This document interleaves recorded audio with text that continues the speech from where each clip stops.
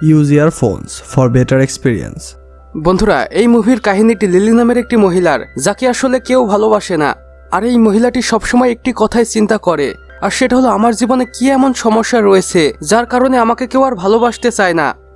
এবং একদিন সে অন্ধ একটি ব্যক্তির সাথে ইন্টিমেট হয় এবং তাকেই সে ভালোবেসে ফেলে। এরপরে কি হয় সেটা জানার জন্য আমাদের পুরো ভিডিওটি দেখার অনুরোধ করছি।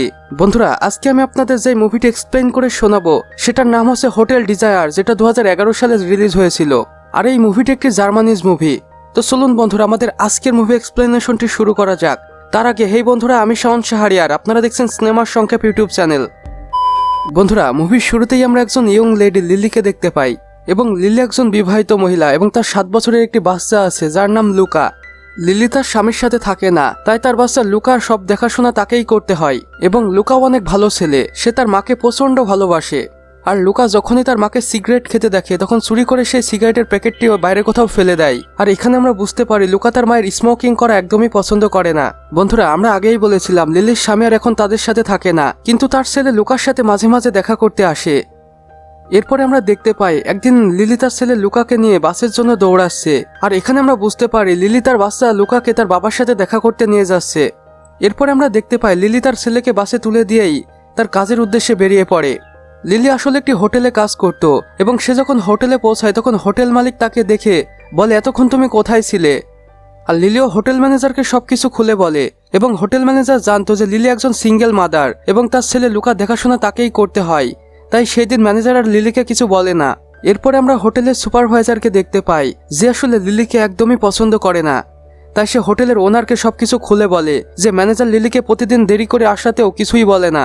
এরপরে মুভির সিন চেঞ্জ হয়, যেখানে আমরা দেখতে পাই লিলি একা বসে ভীষণ কান্না করছে এবং সেই সময় সেখানে তার একটি বান্ধবী চলে আসে এবং লিলির কাছে তার কান্নার কারণ জানতে চায়।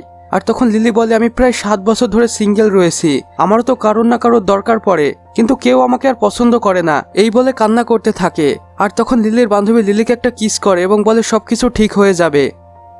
এরপরে মুভি সিন আবারও চেঞ্জ হয়, যেখানে আমরা হোটেলের ডাইরেক্টরকে দেখতে পাই যে আসলে এসে ও ম্যানেজারকে বকাঝকা করছে, কারণ ম্যানেজার সেই দিন লিলিকে কিছুই বলেনি। আর ডাইরেক্টরের মুখে এমন কথা শুনে ম্যানেজার বুঝে ফেলে যে সুপারভাইজারই ডাইরেক্টরের কান ভাঙিয়েছে। তাই ম্যানেজার সুপারভাইজারের কলার চেপে ধরে এবং সুপারভাইজারকে বলতে থাকে, তুমি যদি বেশি বেগরবাই করো তাহলে তোমাকেও চাকরি থেকে বের করে দেওয়া হবে। নেক্সট সিনে আমরা লিলিকে দেখতে পাই যে আসলে কিছু খাবার নিয়ে বিভিন্ন রুমে রুমে পৌঁছে দিচ্ছে। আর এখানেই আমরা বুঝতে পারি এই সকল লোকগুলোর মতো লিলিও তার জীবনযাপন করতে চায়। এবং সর্বশেষে লিলি একটি রুমে যায় এবং সেখানে গিয়ে সে কিছু জিনিসপত্র নিয়ে সে রুমের ওনারের জন্য অপেক্ষা করতে থাকে। আর এই রুমটি মাইকেল নামের একজন ধনী ব্যক্তির। এরপর মাইকেল বাথরুম থেকে গোসল করে বের হয়, কিন্তু তার শরীরে একটি বস্ত্রও ছিল না, অর্থাৎ সে উলঙ্গ ছিল। কেননা মাইকেল একজন অন্ধ মানুষ ছিল আর সে একটুমাত্র আন্দাজ করতে পারেনি যে তার রুমে কেউ একজন রয়েছে। এরপরে মাইকেল স্বাভাবিকভাবেই তার পোশাকগুলো পরে নেয় এবং সে ধীরে ধীরে লিলির কাছে যায় এবং লিলির পা টাচ করতে থাকে। আর এভাবেই ধীরে ধীরে লিলির পুরো শরীর সে টাচ করে এবং বুঝে ফেলে এটা কোনো ছেলে নয় বরং এটা একটি মেয়ে। আর লিলিও মাইকেলের এমন টাচে বেকাবু হয়ে যাচ্ছিল, তাই তারা একে অপরের সাথে ইন্টিমেট হয়। এবং ইন্টিমেট হয়ে যাওয়ার পর লিলি সিগারেট খায় এবং তখনই তার লুকার কথা মনে পড়ে যে বলেছিল, তুমি যদি সিগারেট খাও তাহলে সেখানে পানি এসে তোমার সিগারেটটি নষ্ট হয়ে যাবে। যে আসলে বলেছিল, তুমি যদি লুকিয়ে লুকিয়ে সিগারেট খাও তাহলে সেখানে বৃষ্টি চলে আসবে এবং তোমার সিগারেটটি নষ্ট হয়ে যাবে। এরপর আমরা দেখতে পাই লিলির সিগারেটের ধোঁয়া ফায়ার ডিটেক্টর ক্যাচ করে নিয়েছে এবং সেখানে বৃষ্টি হচ্ছে এবং মাইকেল ও লিলি দুজনেই মুস্কি হাসছে। আর তাদের এই মুস্কি হাসির মধ্য দিয়েই আমাদের আজকের সিনেমাটি শেষ হয়ে যায়। বন্ধুরা, আমাদের আজকের এক্সপ্লেনেশনটি ছোট হওয়ার কারণ এটি একটি শর্ট মুভি ছিল, তাই এটাকে বেশি বড় করতে পারিনি।